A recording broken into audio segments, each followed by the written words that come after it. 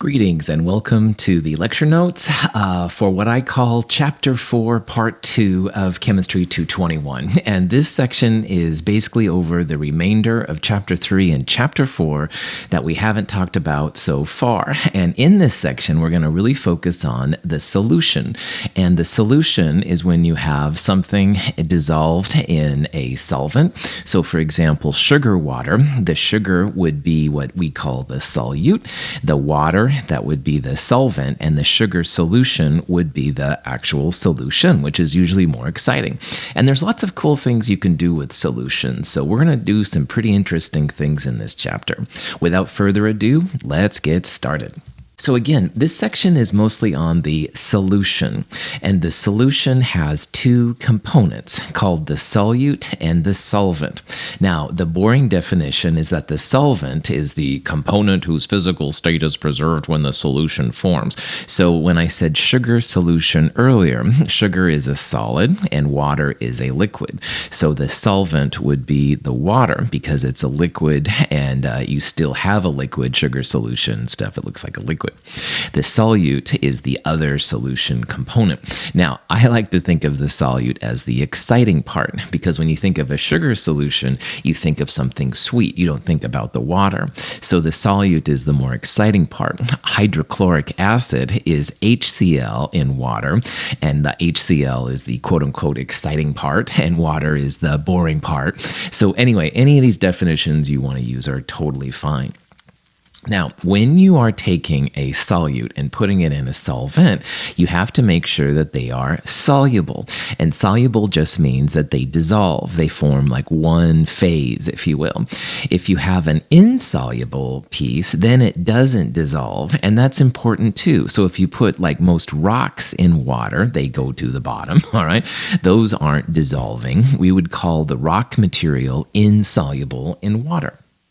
This is a list that's going to be very helpful in this section, and this is basically a table of when things dissolve in water and when they don't, all right? And there's lots of pieces. We're going to break this down a little bit easier, but I want to show you first of all how to tell if something is water soluble or if something is not. Now remember, soluble means that it dissolves, insoluble means it doesn't dissolve. And if you look at this table, here on the upper left-hand side, those are all things that are water soluble. So you would write AQ next to them, which means they dissolve in water. But there are some exceptions on the right-hand side, and we'll talk about those. Further down the chart, on the lower left part, all of these guys are insoluble. So those you would put a S next to, they don't dissolve in water. Those are the rocks in water kind of material and stuff. However, just like the upper part, there are some exceptions to this as well, and the exceptions would be AQ. So again, you can think about the upper left and the lower right sections as being soluble, AQ. But the upper right and the lower left, those are when you're going to have things that are insoluble. They don't dissolve. So let's look at three examples here on the right. Let's say that you wanted to know if barium nitrate was water soluble or not. So BaNO3 question mark, like you're not sure. Usually what people will do is they'll look at the non-metal part. And in this case, that would be the nitrate ion. And nitrate, if you look at this table long enough, is right there. And nitrate is in the upper left part. It's soluble. There are no exceptions to the right of it. So BaNO3 always aqueous, soluble, all right? Let's look at the next one. Barium chloride. The question is that soluble or not? Barium chloride has a chloride, and chloride is right there. And most chlorides, bromides, and iodides are soluble except the silver, mercury, and lead 2+. So barium is not silver, mercury, or lead 2+. That means BaCl2 will be soluble. Now, if this compound would have been PbCl2, lead 2 chloride, lead is an exception. So lead 2 chloride would be insoluble, but barium is not silver, mercury, or lead, so it is soluble. And then finally, BaSO4. If you're curious if that's soluble, again, usually the nonmetal is the place to start. Sulfate is usually aqueous, usually soluble, but there are some exceptions. And if you look over there, lo and behold, barium is one of the exceptions. So what that means is that while most sulfates are water soluble, barium sulfate, barium's an exception, barium sulfate is not. So you would write it as BaSO4 solid. The first two we looked at, barium nitrate and barium chloride, those are aqueous. They are soluble, all right? But that last one, barium sulfate, it is not soluble. So you would not write it BaSO4AQ. You would write it as BaSO4 solid. Barium sulfate does not dissolve well in water. This table is a little weird at first, but it is something that's going to be important in what we're looking at. Notice in the upper left that sodium, potassium, ammonium, as well as these ions here, especially nitrate, always water soluble, no exceptions. And that's going to be a good little grouping there to know. Also, I pointed out two other ones we're going to run into a lot. Chloride, bromide, and iodides, usually AQ unless they're silver, mercury, and lead, like we talked about.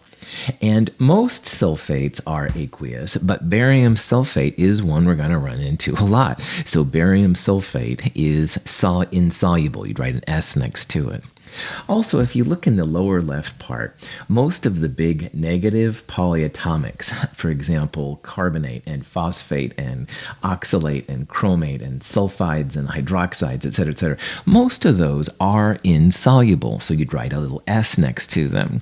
However, ammonium and the alkali metals, and alkali metals are the sodiums, potassiums, lithium, stuff like that, those would be exceptions. So you can have an insoluble carbonate with most metals with it. However, if the metal happens to be sodium, potassium, lithium, etc., or if it happens to be ammonium, then you would write AQ next to it. So with a little bit of work, this thing is pretty easy to figure out. We're going to use this in this class, Chem 221, and all the way through Chem 223. So this is a good thing to remember. Obviously, this is a little bewildering and stuff like that. So this is kind of like a cheat sheet, if you will, as to how things work. These guys right here, all right, I'm going to circle them. And those are sodium, potassium, lithium, ammonium, nitrate, chlorate, perchlorate, and acetate. Those are always AQ, all right? And there's no exceptions to that for our classes.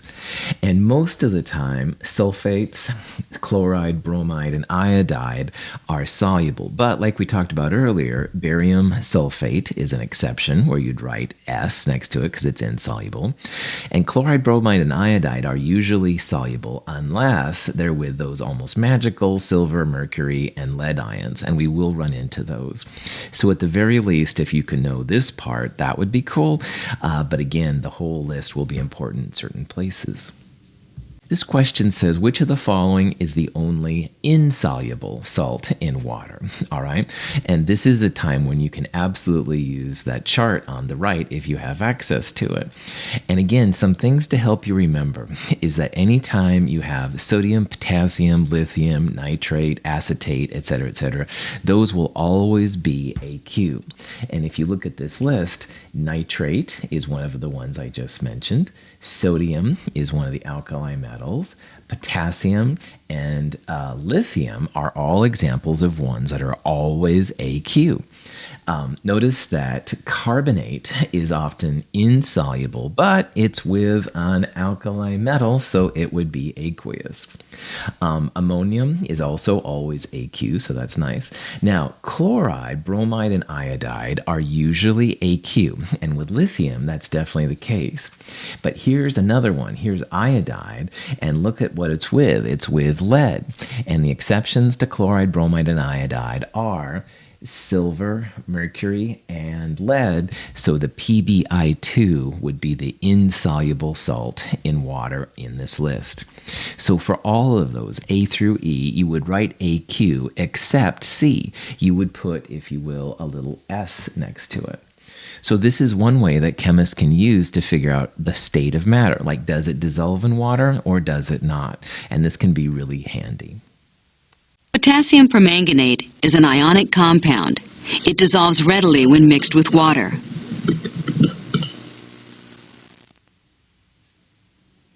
Dissolution involves the breaking of the bonds that hold the compound together.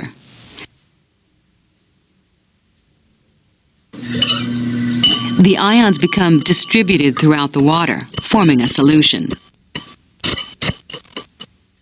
Water molecules are made of hydrogen and oxygen. The hydrogen side of the molecule has a positive charge. The oxygen side is negative. When water molecules contact an ionic compound, such as potassium permanganate, their positive sides are attracted to the negative ions of the compound, and the negative sides of the H2O are attracted to the positive ions in the compound. These attractions allow the crystal lattice to break down, and the compound dissolves. When something dissolves in water, for example, potassium permanganate, which is that cool purple solution in the lower left corner there, kind of, that there's an interesting process that happens. Now, potassium permanganate has ions, and an ion is just a charged species. So in KMnO4, you would have a K plus potassium ion. You'd also have the permanganate ion, MnO4 negative 1. But what happens in water is water has a really neat property where it's able to dissolve a lot of ionic compounds. And water has kind of a triangle kind of shape to it there, you can see. And where the O is like at the top part and the hydrogens are at the side. And in Chem 222, we're going to look a little bit closer at that. But for right now, water has a slightly positive and a slightly negative side. So what happens is the water molecules will surround the K plus and the MnO4 minus ions, and they separate them. And that's no small feat because ionic bonds are super strong, but they're able to coordinate the waters around it. One side is more positive, one side is more negative. The oxygen is the more negative side, and the side with the two hydrogens is the more positive side. So it gets around them, separates the Ks from the MnO4s, and that's really what solution is. And the picture in the upper right corner shows like a solid ionic compound, and then it shows little pieces breaking down. That's really what happens when a solution is made. So an aqueous solution, all right, when you write AQ, all right, KMnO4, AQ really is not KMnO4 anymore. It's actually K plus aqueous plus MnO4 aqueous. The positive and negative ions dissociate from each other in water. Now, most of what we're going to look at in Chem 221 through Chem 223 are aqueous water-based solutions. This does happen in other solvents as well, and you'll look at some of those in organic chemistry if you take it the second year chemistry course. But for right now, just realize water has this really cool ability to break up the cations from the anions, and most solvents don't do this as well as water. That's what's really cool. And of course, water is around us all the time, which is good for life and stuff like that. So making an aqueous solution really involves, for ionic compounds, breaking up the cations from the anions, the positive ions from the negative ions. Question you might be asking yourself is, how do you guys actually know that ions are present in solution? Well, that's a good question. And really it has to do with electrolytes. Now, electrolytes, the things sometimes purported by sports drinks to help you better and stuff like that. Electrolyte is a real thing. I'm going to leave the discussion of sports drinks for another conversation. But an electrolyte is just a solution that can conduct electricity. And it conducts electricity because you end up with a lot of positive and negative ions. And you can have strong electrolytes, which are compounds that conduct electricity really well. And the little picture on the right-hand side there, that's copper 2 chloride. And copper 2 chloride is a strong electrolyte. Strong electrolytes dissociate 100% into their ions. So in copper 2 chloride's case, that would be copper 2 plus and chloride. And then when you put electricity through the copper 2 chloride solution, which is what they're doing in that picture, the light bulb lights up, and that means that the electricity is being conducted through the ions. If you have ions running around, electrons from electricity can be transferred from like one side of the plates to the other. And we'll talk a little bit more about this in Chem 223, and physics, you'll talk about it a lot more. But for our purposes right now, an electrolyte is is just a solution that is able to conduct electricity through it. And if you're going to have that happen, you must have a lot of ions. So a strong electrolyte is just a compound that dissociates almost 100%. We'll assume it's 100%. That potassium permanganate example we looked at earlier, that's a strong electrolyte. It breaks up 100% into K plus and MnO4 minus. HCl, hydrochloric acid, is another great example of a strong electrolyte, and so is sodium chloride. Notice again, all of these have positives and negatives. H plus, Cl minus, that's the positive negative. K plus, MnO4 minus. Mg2 plus, Cl minus, Na plus, Cl minus, etc., etc. You have to have a lot of ions running around. Strong electrolytes are dissociated 100% into their ions. A strong electrolyte is a compound that ionizes completely in solution. Hydrogen chloride breaks into hydrogen and chlorine ions. Strong electrolytes are really important in chemistry. Hydrochloric acid is a great example of a strong electrolyte. The HCl does not stay as HCl in water. It breaks up into H plus and Cl minus, and it's basically 100%. So that means you put a mole of HCl in, and you end up with a mole of H plus and a mole of Cl minus. And again, all strong electrolytes are that way. That includes the copper 2 chloride, that includes all the sodium potassium, stuff like that. Lots of examples of this. A weak electrolyte is a compound that only partially ionizes in solution. Some hydrogen ions dissociate from acetic acid molecules, but others may rebond at the same time. There are lots of examples, though, of things that dissolve in water, but they don't dissociate into the ions. These are called weak electrolytes. And a weak electrolyte, maybe for every 10,000 or so molecules, one of them will break up into a positive and negative combination, but the other ones will stay the same. A real common example for us right now is acetic acid. Acetic acid has CH3CO2H, and the H on the end is actually the acidic part of the acetic acid. So when it dissociates into the ions, you end up with the acetate ion and the H plus. But the difference between acetic acid and like hydrochloric acid, which we saw earlier, is that this is much less efficient. Like I said, it's, depends on the compound, but I think acetic acid is about 1 in every 10,000 molecules. So if 10,000 molecules of acetic acid are placed in water, only one of them breaks up into acetate and H+. All the rest of them stay as the CH3CO2H. You can think about the bonds connecting them as being more resistant, if you will, to water trying to break them up. Now, weak electrolytes, if you place them in a solution and you try and throw electricity into them, the bulb is weak or it doesn't conduct electricity very well. And weak electrolytes definitely don't conduct electricity to the same extent that the strong electrolytes do. So a weak electrolyte just doesn't have the ions running around that strong electrolytes do. You'll get a much weaker light bulb signal, if you will, with a weak electrolyte. We're going to look at a lot of different weak electrolytes in future lectures. There are also solutions that don't conduct electricity at all. These are examples of compounds that do dissolve in water, but they don't dissociate. So let's make that clear right now.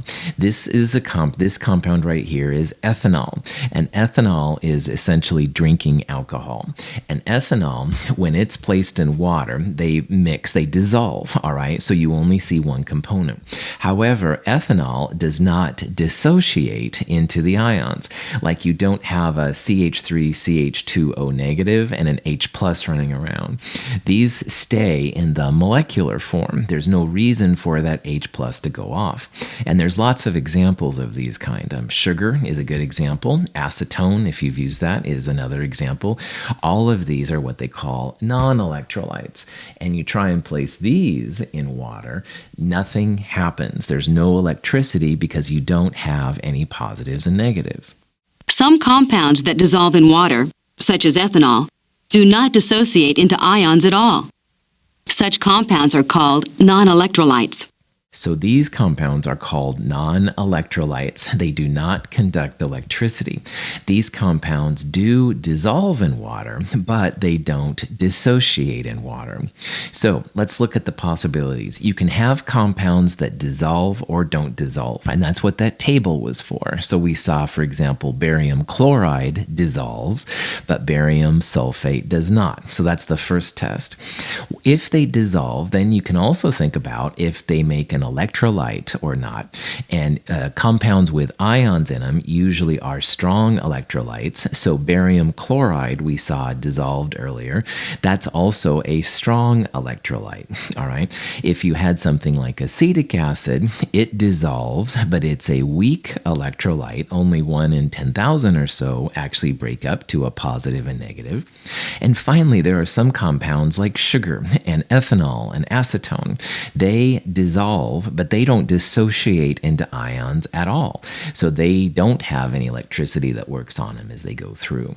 All of these are going to be important things as we go through these discussions. Acids are compounds that we've talked about earlier, and we're going to talk a little bit more about them in this section.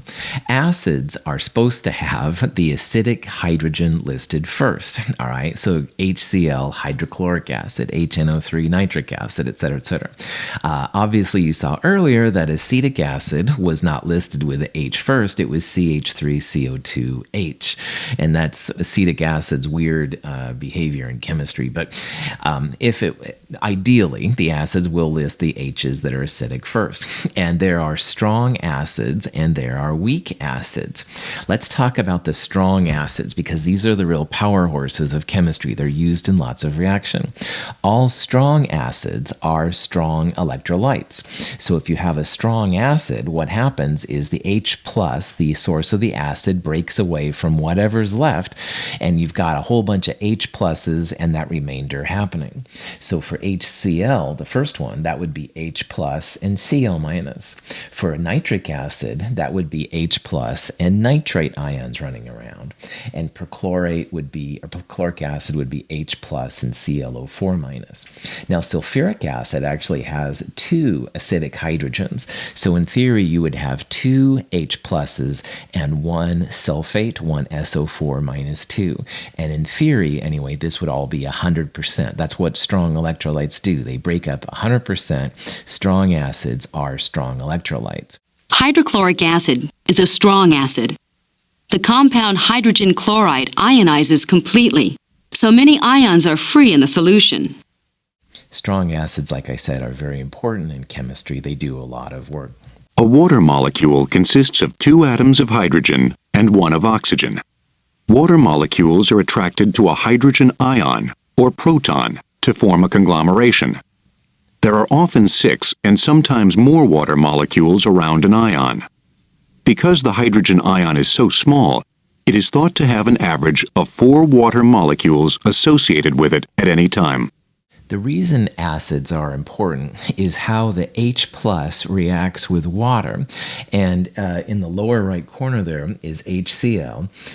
It's not really the Cl minus that does anything per se. It's the H plus is how it interacts with water. Now, earlier I said how water has like a slight positive and a slight negative side. And the oxygen side, this part here I'm kind of coloring in, that's where the negative side, if you will, of water is. And it really likes the H pluses, and it makes what chemists call the hydronium ion. Now, the hydronium ion is usually by convention listed as H3O plus, which is like a water molecule plus an H plus making hydronium. The video there showed, and that's absolutely right, that there's questions as to really how many water molecules are around H plus. There's usually a lot of solvent water relative to the amount of acid H plus, so the number isn't exactly always clear. It doesn't really matter though. Just think about the hydronium ion as activated acid, all right? And that's really what makes acids acidic. It's this hydronium ion. It also shows another almost magical power that water has, and it's pretty crazy. And we'll look at this more and stuff as we go through.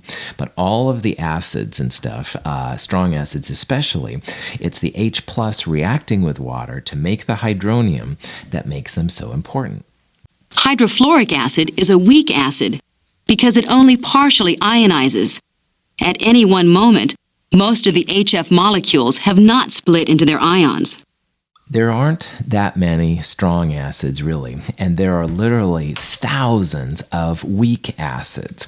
So a weak acid, you can probably imagine, isn't as strong as a strong acid, and you're right.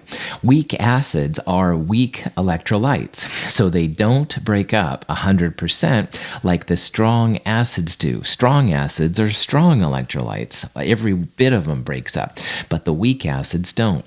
So here's our friend acetic acid again. Acetic acid is a weak electrolyte, and if you remember, like 1 in every 10,000 of those breaks up to the H plus in the acetate.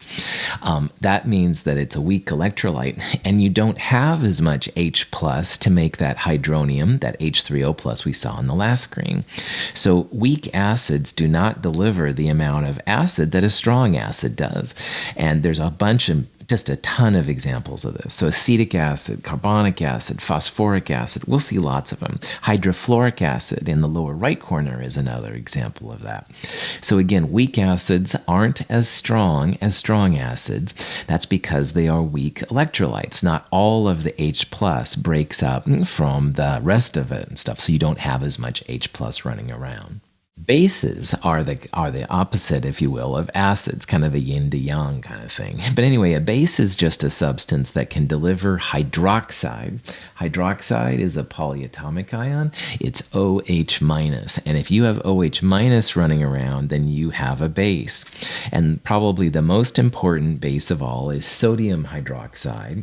Sodium hydroxide with that alkali metal sodium ion is a strong electrolyte. It breaks up, it dissolves in water, and it dissociates. It's a strong electrolyte, so it dissociates 100%. So what that means for us right now is that if you put a mole of sodium hydroxide in, you're going to have a mole of sodium ions and a mole of hydroxide ions running around. That's a lot of hydroxide. That's a strong base. So just like acids can be separated into strong acids and weak acids, we're going to see here now that bases can be split into strong bases and weak bases. NaOH, sodium hydroxide, is a strong base because it dissociates completely. In aqueous solution, it breaks into sodium cations and hydroxide anions. You can probably see that hydroxide, OH minus, and hydronium, H3O plus, are going to have some interesting reactions going on. We'll talk about that more later. But anyway, for right now, sodium hydroxide is a strong base. Sodium hydroxide dissolves in water. It's got the sodium ion. Anything with sodium for our purposes dissolves in water. It's also a strong electrolyte because sodium just loves to get away basically from hydroxide. And because it's a strong electrolyte, you have a bunch of hydroxides running around. Sodium hydroxide is a very strong base. On the left is H2O, water. On the right is NH3, ammonia. The dots and lines represent electrons. Ammonia acts as a base in water. It removes a hydrogen ion from water to create hydroxide and ammonium ions. In solutions, only a few hydroxide ions are created at any one time, so ammonia is a weak base. Ammonia is an important base as well, but ammonia is a weak base.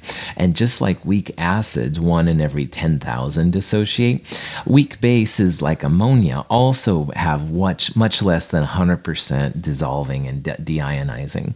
So roughly the same number, about 1 in 10,000 ammonia molecules will break up into a hydroxide when it reacts with water and ammonium.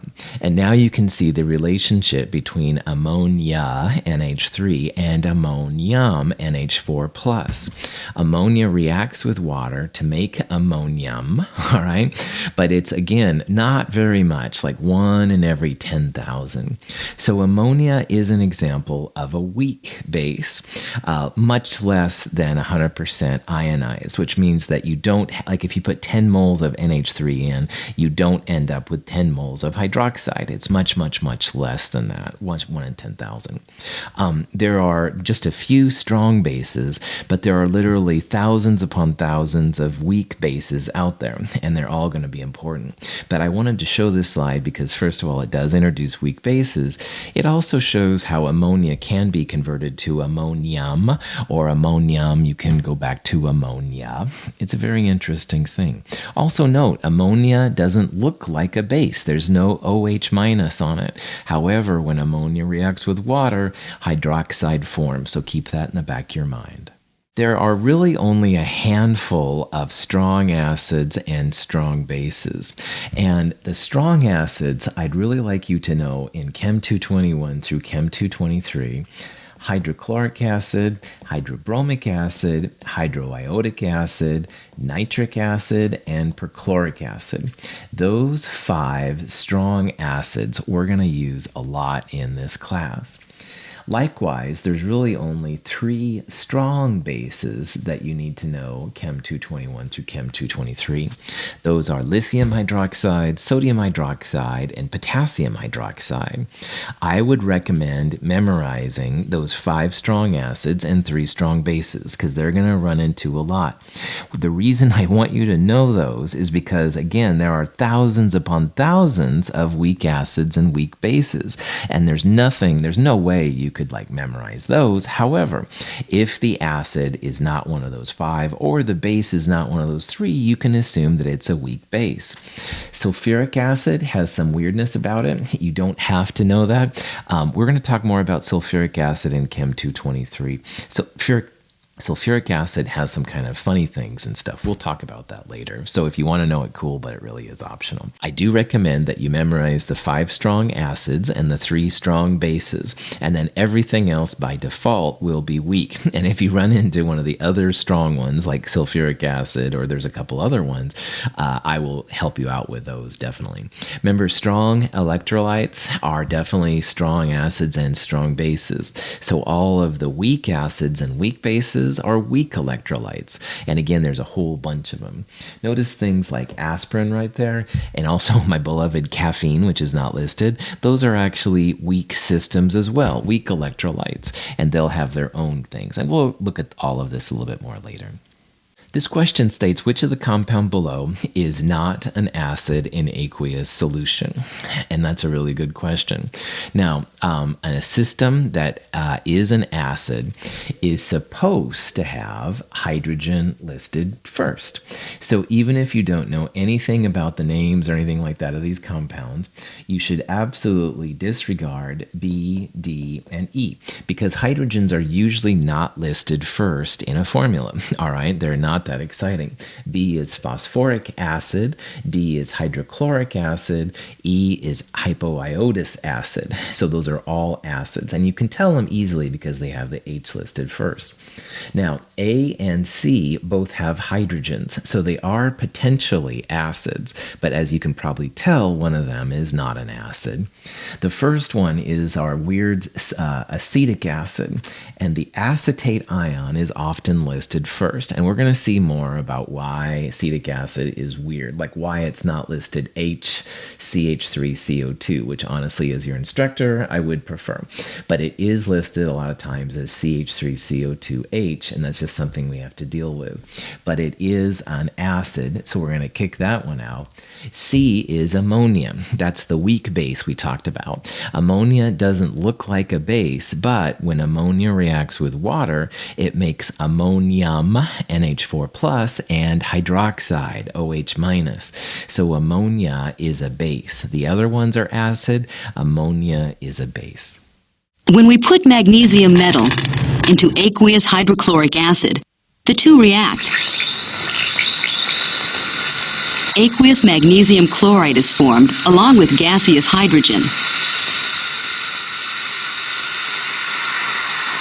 Now that we know a little bit more about what happens to systems in water, we can start to explore the concept of what's called a net ionic equation. And a net ionic equation, also known as a net ionic reaction, same thing, is basically a way for chemists to tell what the action of the reaction is. You're going to see that when you do a net ionic analysis, some of the chemicals just kind of sit there and they don't really do anything, all right? This is kind of like if you've ever been in a group project for a class and like you and your other partner is working really hard and the third person just kind of sits there and stuff. And oh, the joy of working in groups. But anyway, in chemistry, it's kind of the same thing.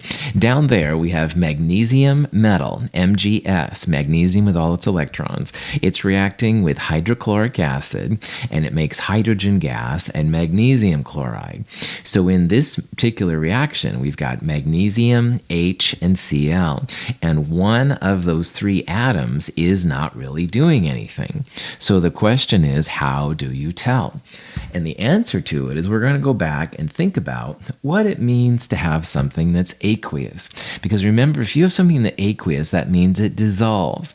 And if it's a strong electrolyte, which most of the ionic compounds are, they break apart 100% into their ions. So we don't really have HCl at all. In this reaction, we really have H plus and Cl minus. That's what the aqueous can tell the chemist. If you look over on the product side, aha, another aqueous, aha, another ionic compound, because magnesium is a metal and chlorine is a nonmetal. This is also going to break up into the positives and negatives. So you're going to have a positive 2 magnesium floating around, and there you're also going to have a Cl minus chloride running around. Now, what I just did, analyzing for positives and negatives, you don't want to do that for things which are solid, liquids, which aren't shown, or gases. So if you had any compound that had a S, L, or G, solid, liquid, or gas, don't break it up into the positives and the negatives. But everything that's AQ, and there's a lot of them in these examples, you do want to break up into positives and negatives.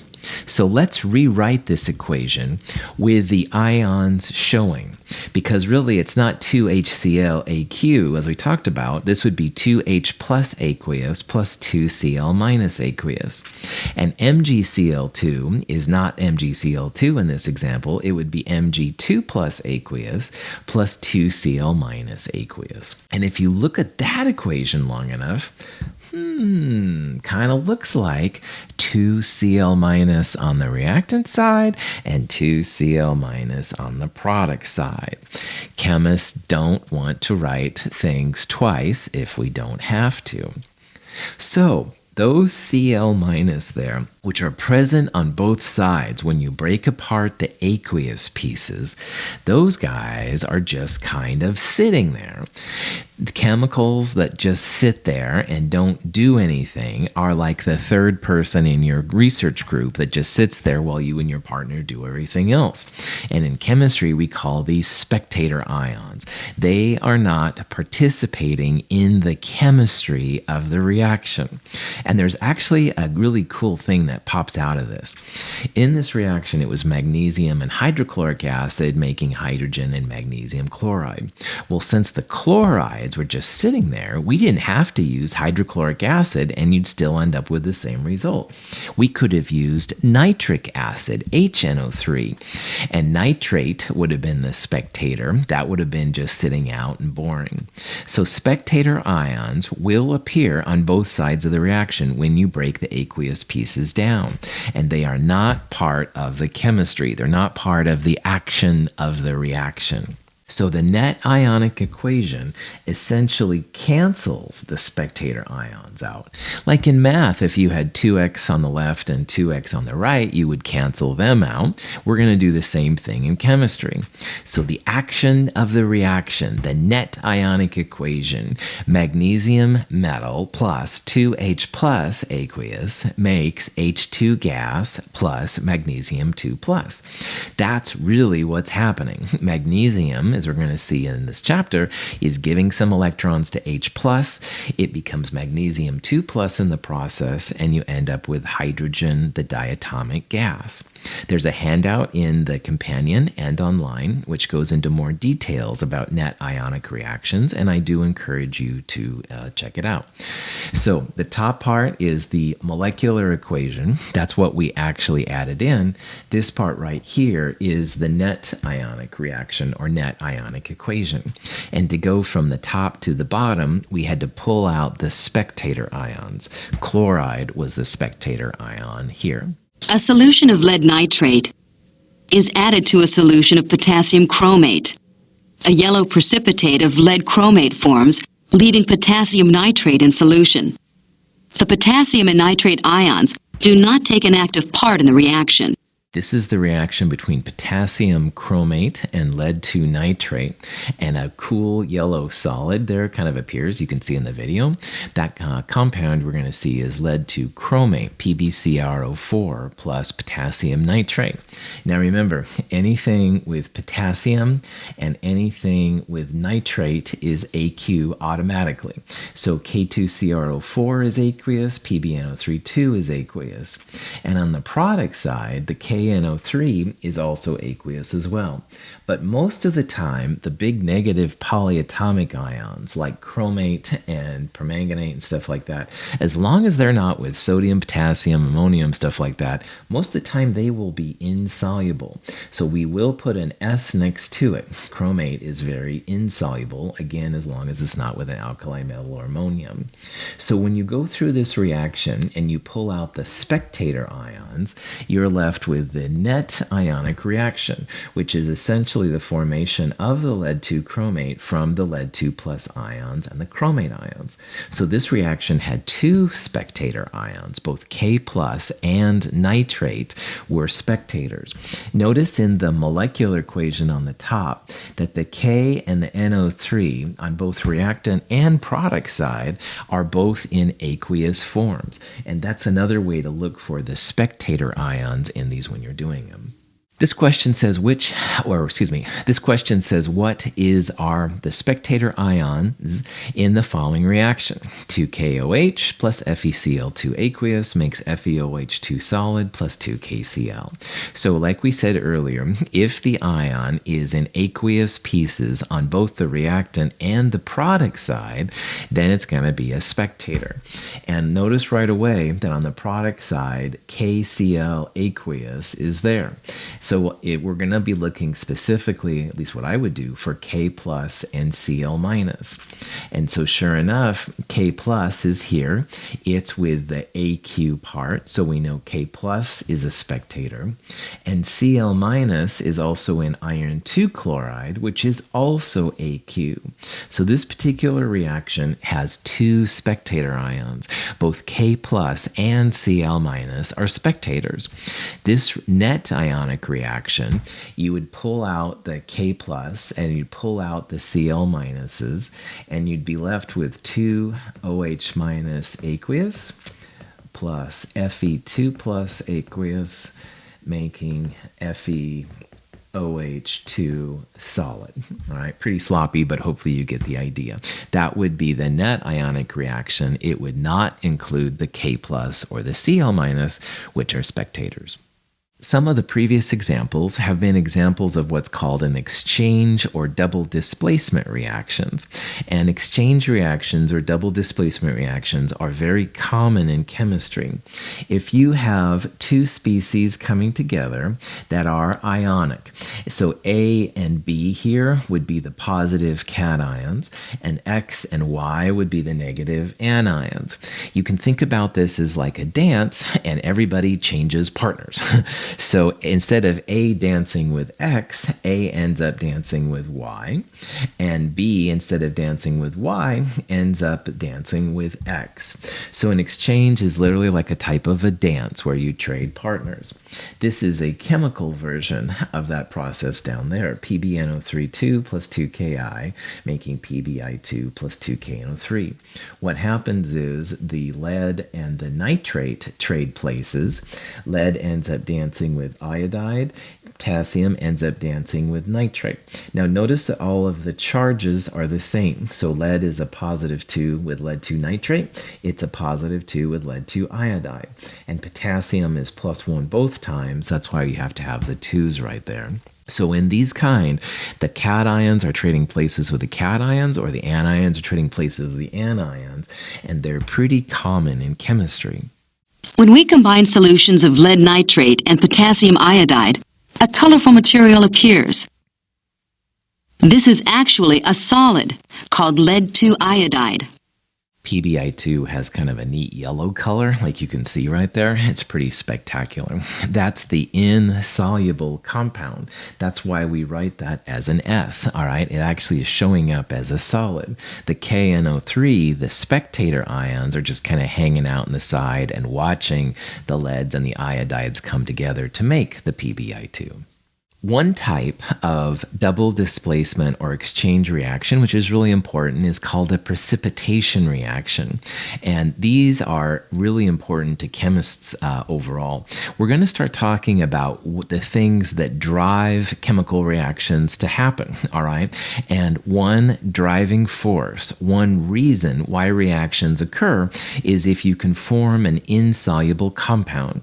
And in my world, an insoluble compound is called a precipitate. So in this reaction, we've got iron 3 nitrate and sodium hydroxide reacting. This is a double displacement.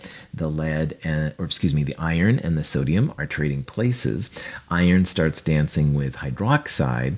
Iron 3 hydroxide is insoluble. Most hydroxides that aren't with sodium, potassium, ammonium are insoluble.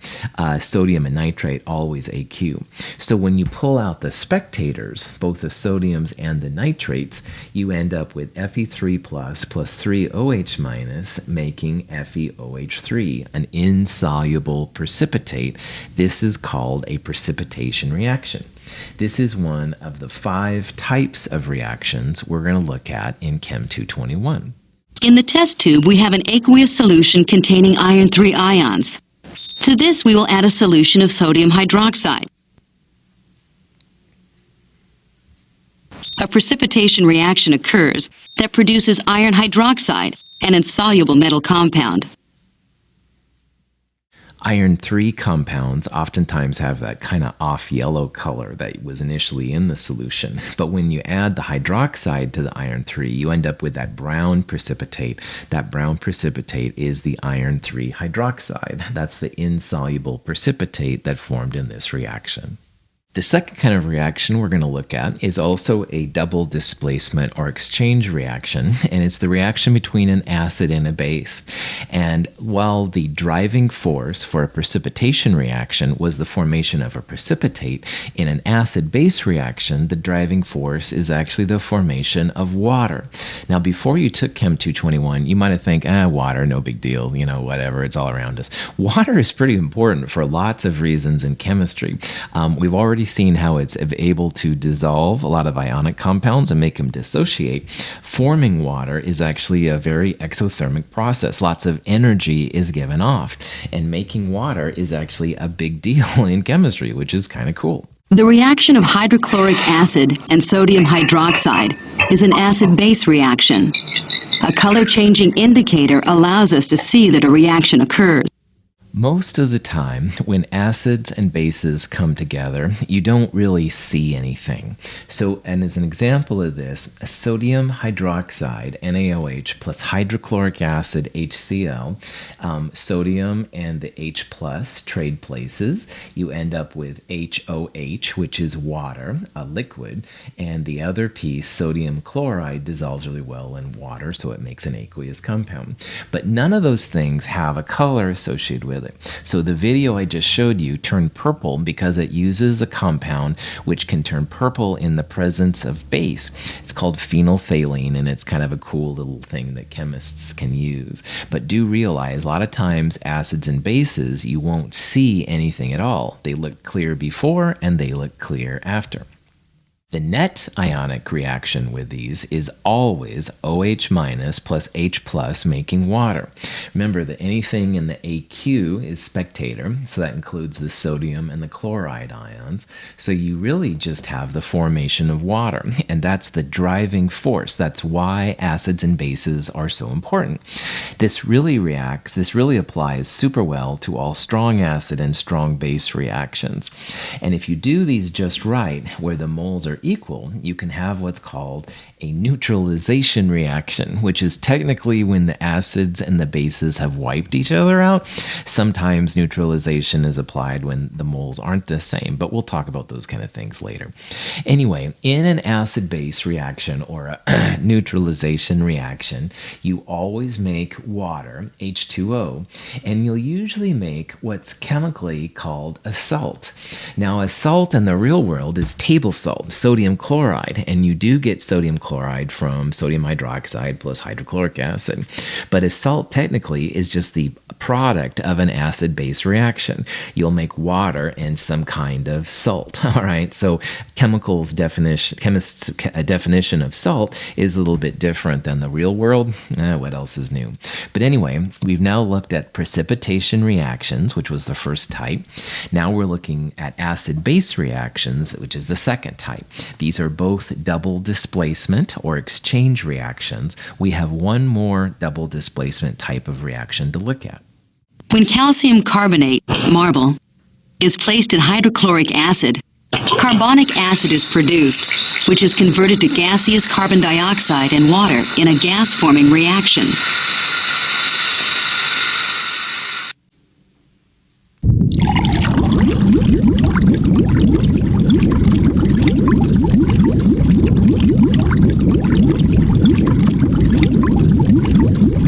So I showed two videos right there. The first video showed the reaction of calcium carbonate, which is an insoluble compound. Carbonates, big negative polyatomics, usually insoluble, and this one is when it's with calcium. Reacts with hydrochloric acid. It's a double displacement. The calcium and the H plus trade places. You end up with calcium chloride. Chloride is usually AQ unless it's with mercury, silver, or lead. Calcium is not one of them, so it's AQ. But you also make H2CO3. H2CO3 is called carbonic acid. It's an unstable acid, and carbonic acid under normal situations will break down into carbon dioxide and water. And because the CO2 forms, this type of reaction is called a gas-forming reaction. It's usually the reaction between an acid, like hydrochloric acid, and a carbonate. So it can be calcium carbonate, magnesium carbonate, whatever. But as the student, have to realize that, first of all, this is a double displacement / exchange reaction. And second of all, be on the lookout for H2CO3.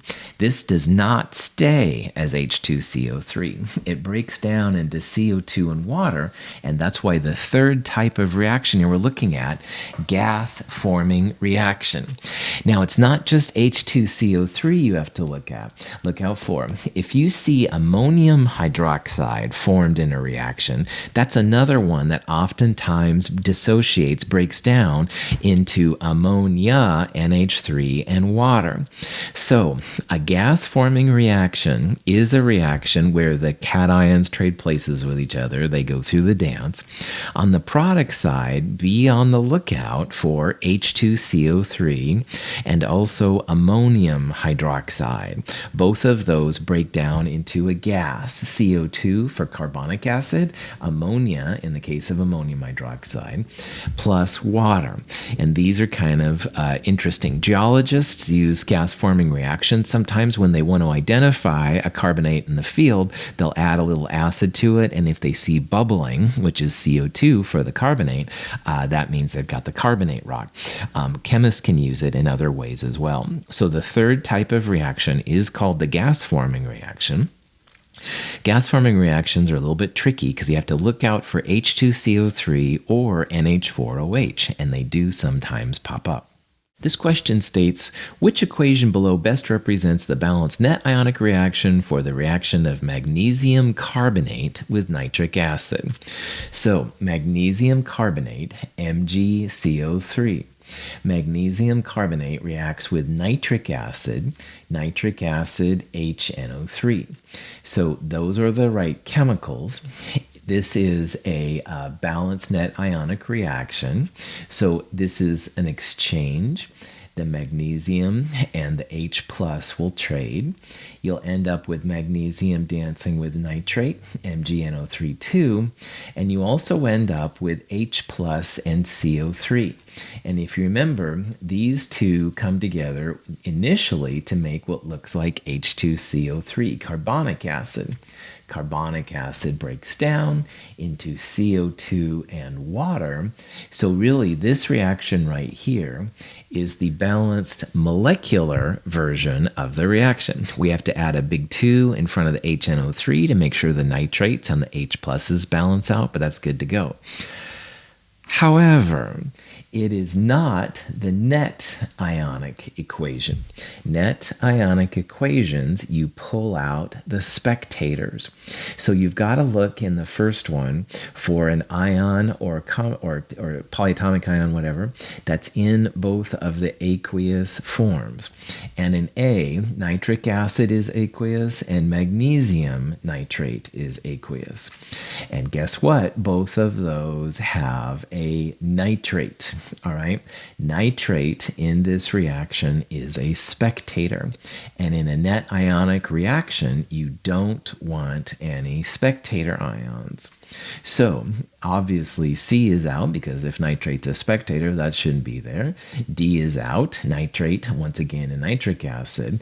However, if you look at B carefully, HNO3 without the NO3 minus is H plus. MgNO3 aqueous is Mg2 plus without the nitrate. So in this reaction, answer B is the correct one. Notice that magnesium carbonate is insoluble. Carbonates are usually insoluble unless there was sodium, potassium, ammonium, stuff like that. But on the other side, when it turns into carbonic acid, that further breaks down into H2O and CO2. The fourth type of reaction is called a combustion reaction. We looked at these a little bit in the last section. They're very helpful for chemists, especially chemists in organic chemistry and biochemistry.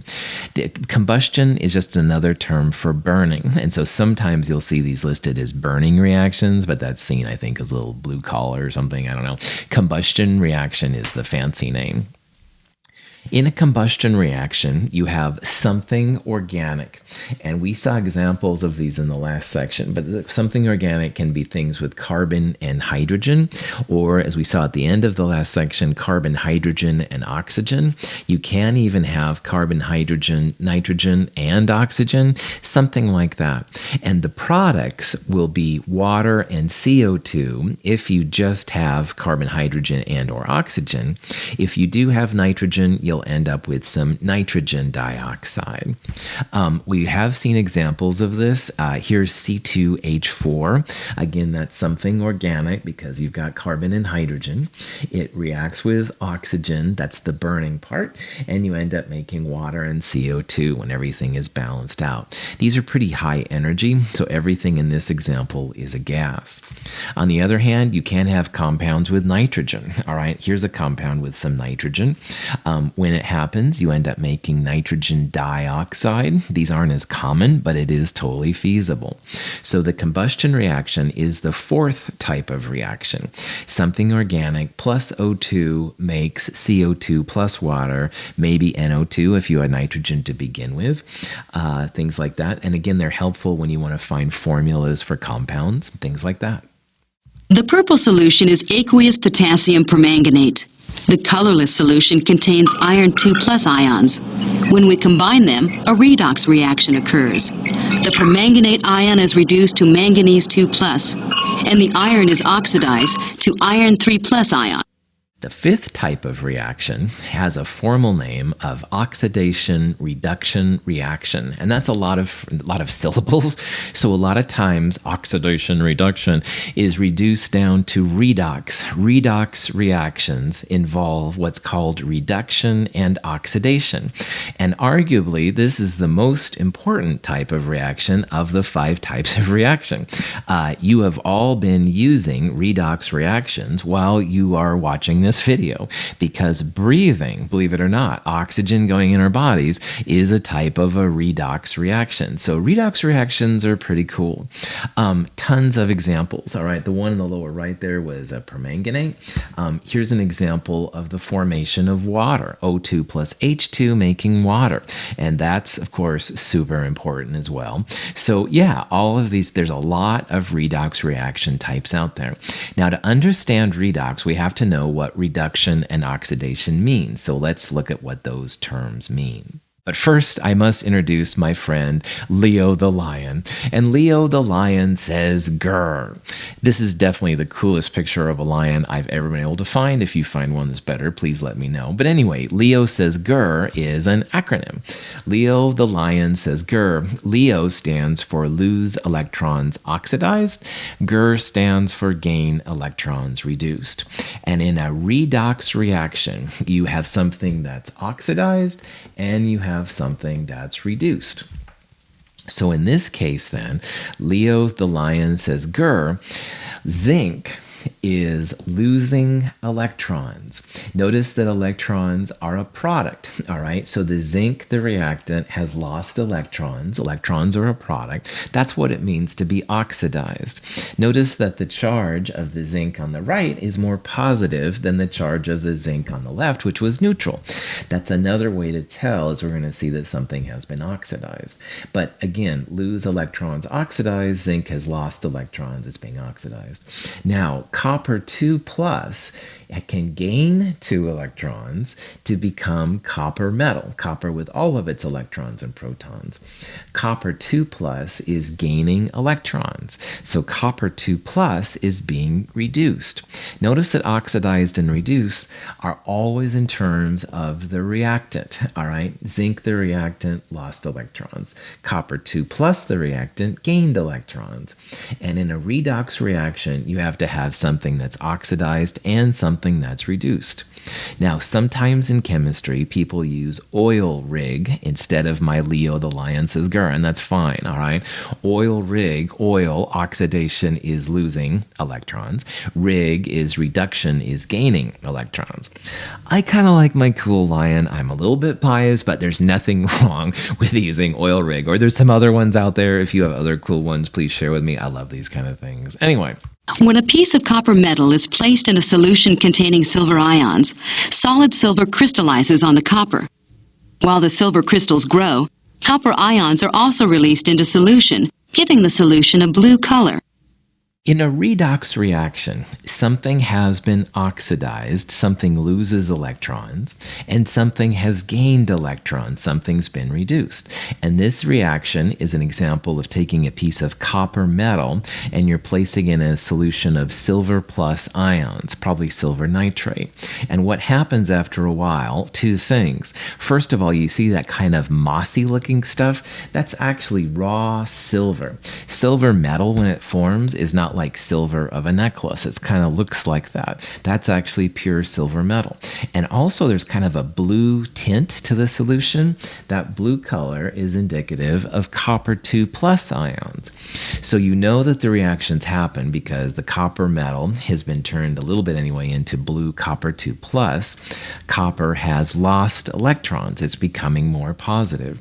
On the other hand, electrons we're going to see are so reactive. You don't want to just keep them around, all right? You want to make them react right away. The silver plus has gained electrons to make silver metal, all right?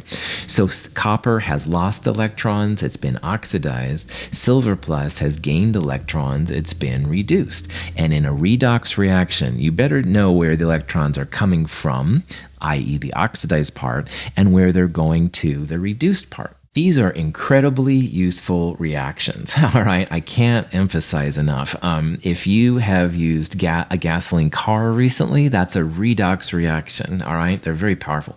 Batteries in your cell phones, computers, whatever, flashlights, those are redox reactions. Breathing, as I said, are really cool. Now, sometimes seeing what's being oxidized and what's being reduced is easy, and sometimes it's difficult. So an oxidation number is a system that chemists have developed to relatively quickly visualize where electrons are coming from and where they're going to. So let's talk about how you assign oxidation numbers and do some examples of how they can help us. In this question, iron can react with copper 2 plus to make copper metal. Iron plus copper 2 plus makes copper metal plus Fe2 plus. Notice how I said iron metal and copper metal when it was neutral versions of those elements. So Fes was iron metal, Cus was copper metal. On the other hand, the ions have positive charges in metals cases. Those would not be the raw metals. Anyway, I digress. Which of the following describes this reaction? And to answer a question like this, which is about reduced and oxidized, first of all, you had better have one piece reduced and one piece oxidized. So answers C and D we can pull out. There's only two species in this reaction, and so something has to be oxidized and something has to be reduced, but you can't have two pieces oxidized and no pieces reduced, or vice versa. You have to have something oxidized and something reduced. If you have one piece oxidized and one piece reduced, then you could have a second thing oxidized or something, but that's rare. Anyway, to answer this question, what I would do is I would look at the species which are similar. So iron and iron 2 plus would be a similar combination on the reactant product side, and copper 2 plus and copper would be another equivalent example. And notice for the iron's sakes, iron is going from an iron 0 to an iron 2 plus. And the only way that can happen is if the iron 0 would lose 2 electrons. So the iron here is losing electrons, it's being oxidized. The copper 2 plus is going to copper 0. Copper 2 plus would have to gain electrons to become copper 0. Copper 2 plus then is being reduced. So you can look at the similar species to see what's happening. Now, if you're an equation person, electrons are just negative charge, all right? And notice that if you have a positive 2 copper on the left and a neutral copper on the right, adding 2 negative 1 electrons to a positive 2 copper makes this whole reactant side have a charge of 0, and that's what you want. This is the balancing of charge thing I mentioned in the last section, and it can be really helpful. You can do the same thing for the iron. Iron is a 0 on the left and a positive 2 on the right. You can only add negative electrons. So you would want to add 2 negative 1 electrons to the right side. This distinctly shows that iron has lost 2 electrons to make iron 2 plus. It's definitely been oxidized. Oxidation numbers can be really helpful when trying to figure out when something has been oxidized or reduced. And there's some simple rules that scientists have developed in order to figure out how these oxidation numbers work and how they can be used. Now remember, in reduction and oxidation, it's all about transferring electrons. So we're going to look for changes to oxidation numbers when you go from reactants to products. But of course, to know what the changes are, you have to understand what the numbers mean. So let's just go through these rules real fast, and I'll try and tell you an example of how this works out. The first thing is that if you have a free element, which is just an element in its standard states, all of those will have oxidation numbers of 0. So if you have zinc metal, Zn solid, or oxygen as a gas, or bromine as a liquid, or any of the elements on the periodic tables, and again, notice none of those have ionic charges, positive or negative, then the oxidation number is going to be 0, and that'll be helpful to us. Most of the time, if you have a simple ion, the oxidation number just equals the charge on the ion. So if you had chloride, which is Cl -1, the oxidation number would be -1. And magnesium, which always has a +2 charge, would be +2 for the oxidation number. If you had an iron 3+ ion, then the oxidation number would be +3. On the other hand, if you had an iron +2, then of course the oxidation number would be +2. Now, the next two come in really handy. Oxygen is always -2, and hydrogen is always +1. Well, all right, here we get myself in trouble. I say always. In reality, there are some exceptions. Like oxygen, there are peroxides, like hydrogen peroxide, where oxygen's -1. And also when oxygen is with fluorine, fluorine is always -1, no exceptions.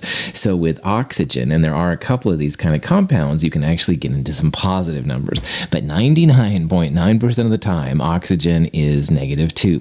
And the same for hydrogen. Hydrogen's always +1, except, of course, there's an exception to hydrides. A hydride is a hydrogen with a -1 charge, so that would have an oxidation number of -1.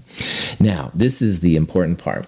The sum of all the oxidation numbers will equal 0 for a compound, or the sum will equal the overall charge for an ion.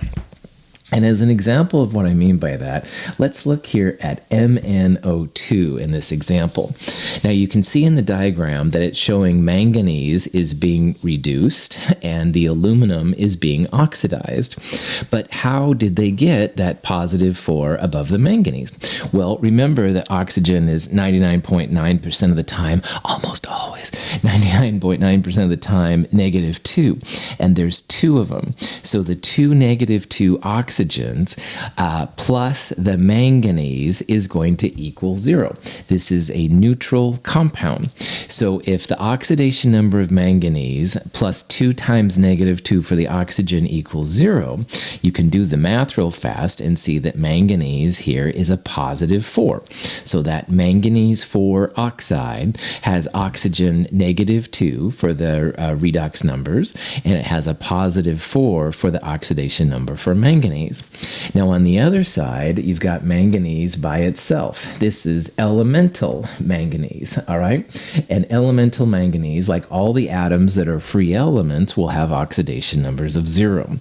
So your manganese is going from a +4 to a 0, and the only way that can happen is if it gains 4 negative electrons. That would allow it to go from +4 to 0. So that means your manganese is being reduced, all right? On the other hand, aluminum on the left, that's elemental aluminum, that's going to have an oxidation number of 0. And on the right side, the aluminum oxide, the Al2O3, oxygen, again, -2, and there's 3 of them. So it's like there's -6 overall charge. And those two aluminums are going to have to balance that -6 with a +6. So that means each aluminum is a +3. So aluminum is going from a 0 to a +3. That means the aluminum on the reactant side is losing 3 electrons. It's becoming +3 in the process. So the oxidation numbers helped us to see that manganese was gaining electrons, being reduced, and aluminum was losing electrons, being oxidized. One final note on that reaction. Notice how the oxygen is -2 in MnO2, and the oxygen is -2 in the aluminum oxide. That means that oxygen was not reduced or oxidized, all right? It was necessary to make those things happen, but it wasn't actually involved in the electron transfer, and that part is important. So the aluminum, kind of boring in this, or the oxygen, excuse me, kind of boring. The aluminum and manganese were the active parts being reduced and oxidized. The atoms in hydrogen fluoride have oxidation numbers of +1 and -1 respectively. These are the charges the atoms would have if the bond were completely ionic. The oxidation numbers on the atoms of the perchlorate ion indicate the charges they would have if the transfer of electrons were complete. Such complete transfer, however, does not occur in reality. So doing oxidation numbers does take a little bit of practice. The one on the left I don't think is too bad. Hydrogen and fluorine coming together to make hydrogen monofluoride or hydrofluoric acid, whatever. H, like we saw earlier, almost always +1, and that's definitely the case here. So fluorine then would have to balance that out with its own -1. Fluorine in compounds is always -1. There are no exceptions to that. But anyway, you see then that the +1 hydrogen and the -1 fluorine, those go to 0. HF is neutral, good to go. Now, for the other one, it's a little bit more complicated. ClO4 -1 is a polyatomic ion, and like always, oxygen, almost always, oxygen is -2, and there's 4 of them, so that's -8. Now, the sum of all the oxidation numbers equals the charge. So we don't know here the oxidation number of chlorine, but we have 4 oxygens at -2 because oxygen almost always -2. And the sum of those, the oxidation number of the chlorine and the 4 oxygens, in this case equals -1. That's the charge on the ion.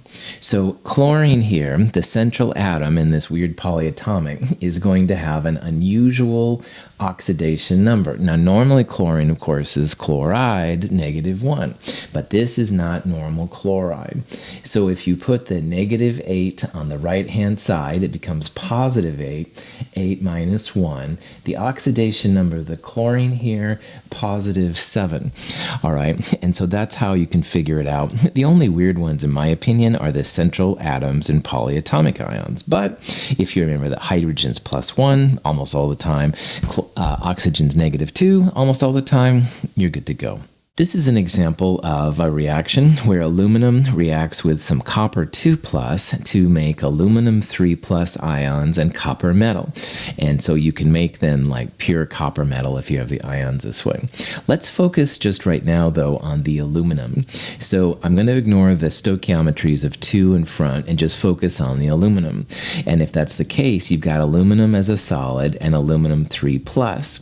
So again, remembering that electrons are -1, and we need to have the charges balance on both sides, then we're going to add 3 -1 electrons to the product side, because +3 from the aluminum 3+ and 3 times -1, -3 from the 3 electrons goes to 0, and that's what pure aluminum is by itself. So in this case, again, because the electrons are products, or because the oxidation numbers are getting more positive, you're going from 0 to +3, either one of those reasons, that means aluminum is oxidized. It has lost electrons. But this is a big field, and sometimes instead of calling it an oxidized species, they'll call it a reducing agent. A reducing agent is literally a chemical that allows something else to be reduced. It doesn't make a lot of sense to me, I'll be honest, but I'm just the messenger here. I did not make these rules. But for us here in Chem 221 through Chem 223, just realize that something that's oxidized can also be called a reducing agent, all right? And different fields of study will sometimes focus on reducing agents or oxidized, so be careful. They mean the same thing. The other part of this reaction is the copper. So again, ignoring the 3 stoichiometries in the balanced overall reaction and focusing just on the ions, copper 2+ plus 2 electrons goes to copper metal. So again, copper 2+ needs 2 electrons to become neutral. Notice that copper is going from +2 to 0. It's becoming less positive, or the oxidation number is decreasing. For any of these reasons, we would say that the copper 2+ is being reduced, all right? The copper here is gaining the electrons to become copper metal, and something that's reduced, you got it, is also known as the oxidizing agent, which is very frustrating sometimes. So just realize that if you hear reducing agent or oxidizing agent, it means the opposite. So reducing agent means oxidized, oxidizing agent means reduced, etc., etc. Nitrogen monoxide is a colorless gas, which we can observe when we bubble it through water. When it contacts air, and therefore oxygen, an oxidation-reduction reaction quickly converts it to nitrogen dioxide, a visible brown gas. When heated iron comes in contact with gaseous chlorine, a reaction immediately takes place, forming a dark brown solid, iron 3 chloride. This oxidation-reduction reaction involves a transfer of electrons from atoms of iron metal to atoms of chlorine, a halogen. So again, here's how these different things can be used. Reducing agent means oxidized, oxidizing agent means reduced, and you can figure it out. Metals usually like to be oxidized around nonmetals. That's not all the time the case, but more often than not. So you can see, especially on the right side, that the iron is the reducing agent, i.e. it's being oxidized, it's losing its electrons, and vice versa, then chlorine likes to be reduced, which means it's the oxidizing agent. So it's kind of cool. Now notice here in these two examples, the left one is nonmetals plus nonmetals, and the right one is metals plus nonmetals. So redox reactions literally hit the gamut of possibilities when it comes to chemistry. They're in biochemistry, they're in inorganic chemistry, organic chemistry, all different types of bonding. They're a very, very important field, and you'll probably be hearing more about redox reactions in the future.